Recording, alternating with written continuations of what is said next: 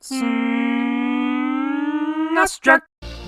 Yup, that's right, I'm doubling down on the clickbait. A couple years ago I broke down and made a best SNES hidden gems video, despite the fact that everybody has completely different criteria of what's considered hidden and what's considered a gem. But this is still asked about constantly at places like the Super Nintendo subreddit, so fine. Twist my arm, I'll do another video, this one being a list to amp up the subjectivity even further. And yeah, of course this video is gonna have some games from the previous video I made, so I'm forcing myself to throw in at least 6 or 7 new games just for this video alone. Also, I think it's fair to say that stuff like Lufia 2, Space Megaforce, Skyblazer, Run Saber, and even Plock, that sort of stuff isn't all that obscure anymore. What I'd really like to do here is place an emphasis on the word hidden, as in you would have no idea these games would be any good based on their title or cover art. So let's get going. 13. Spanky's Quest. Now this is a good example of what I mean. Spanky's Quest is a terrible title, but it's a pretty good platformer that reminds me of stuff like Do-Re-Mi Fantasy. There's 5 distinct worlds here with 10 levels each, and each level is cleared when you find the appropriate number of keys for the exit. You attack by blowing a bubble and bouncing it on your head to increase its size, and you can pop it at will, which creates a shower of basketballs? One flaw here is that this game moves pretty slowly, but other than that, this is a good game with a great soundtrack, and the cartridge is only about $15. 12. Shoplifter 3. The first Shoplifter goes all the way back to the Apple II days of 1982. Shoplifter 2 only came out for Game Boy, but Shoplifter 3 originated on the SNES. You play as a rescue helicopter pilot flying into combat zones and rescuing hostages, the catch being that there's a limit on how many you can carry at once, so you have to manage your time and resources appropriately to get as many people out of there as possible. The controls are intuitive and easy to get used to, and there's not quite another game like this on the Super Nintendo. 11. Artie Lightfoot. This is one of those mascot platformers, and yeah, there were dozens of these throughout the 90s, but this one is actually pretty good. The mechanic that makes this one stand out is your bird friend named Peck. He can be used as a weapon or to destroy barriers, or help you fly. If you get hit, he disappears, but you can find him again in a chest, kinda like how Donkey Kong Country works. The cartridge is a bit pricey at close to $50, but this is a solid game that not many people talk about. 10.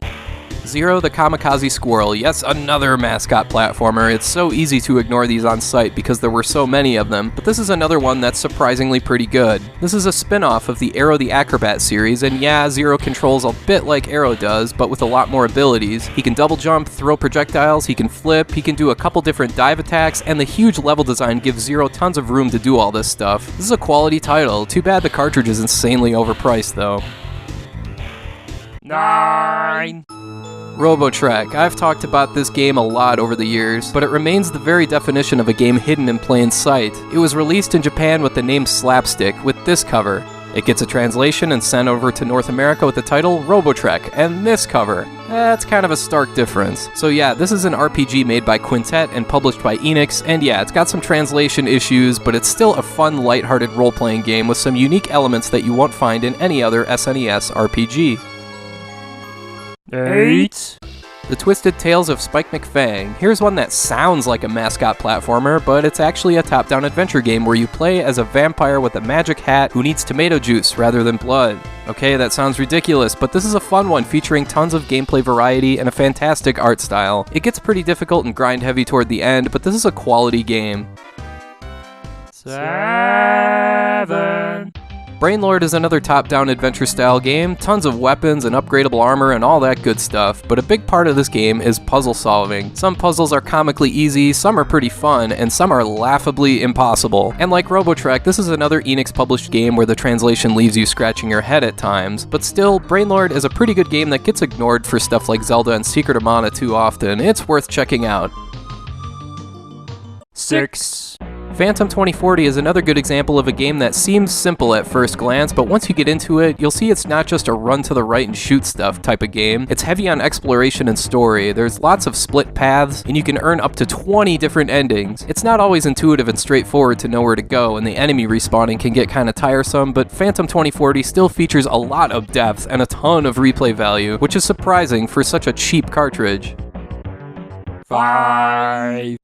Blackthorn. Yeah, this is one of those weird cinematic platformers where your character sprite is hyper detailed but moves very slowly and deliberately. I know when you see a dude with a shotgun blasting at enemies, it's easy to think you should be able to just sprint through this game, but the opposite is true here. In Blackthorn, you want to take your time, avoid enemy gunfire by ducking into the background, and carefully pick your spots when you can. This game may not be for everyone, but for what it is, it's really well done. 4. UN Squadron. Okay, this one's not that obscure, but it's definitely hidden. I mean, there is not a worse title or a worse cover you could have given this game. The UN? Really? And this cover makes the game look like a boring flight sim. UN Squadron is far from boring, though. Easily one of the best Super Nintendo shoot-'em-ups released in North America, featuring 3 different pilots to choose from, a shop system to buy and upgrade your own weapons, and an actual life bar so you're not subjected to that one-hit death nonsense like so many other shoot-'em-ups do. Even if you don't like shoot-'em-ups, you can still get into UN Squadron. 3. Super Adventure Island 2. I talked about this one a bit in my video about forgotten sequels, but yeah, this is a case of a sequel being shoved aside because the first game was pretty ordinary. Super Adventure Island 2, however, is far removed from its predecessor, introducing some action RPG elements like upgradable weapons, magic, armor, and an overworld map where you can explore whatever world you want at your own pace, and even uncover some hidden areas here and there. Few games have caught me off guard like this one. Try it out for yourself. 2. True Lies. Like Robotrek, this is another game hiding in plain sight. How many times have we been burned by Schwarzenegger movie games in the past? I mean, the Terminator SNES games are some of the absolute worst on the system, so it's pretty surprising that True Lies is a really fun title, a top-down shooter where you can fire in 8 directions with tons of different weapons, making tons of stuff go boom. There's Uzis, there's shotguns, there's grenades, there's tons of explosions, and tons of carnage. True Lies is one of my favorite discoveries since I started this channel. 1. Dragon View. Hey, I just reviewed this a couple weeks ago. In fact, this is the game that kind of inspired me to do another blatant clickbait video like this because I think it's one of, if not the best game, that I never hear anyone talking about, whether it be on Reddit or on forums or wherever. Dragon View is a nicely polished blend of beat-em-up mechanics akin to Knights of the Round and RPG elements from side-scrollers like Ys 3 or even Zelda 2. The cartridge is over $50, but if you've got a flash cart, you gotta play this one. It's really well done. Alright, that's all for now. Thank you for watching, and I hope you have a great rest of your day.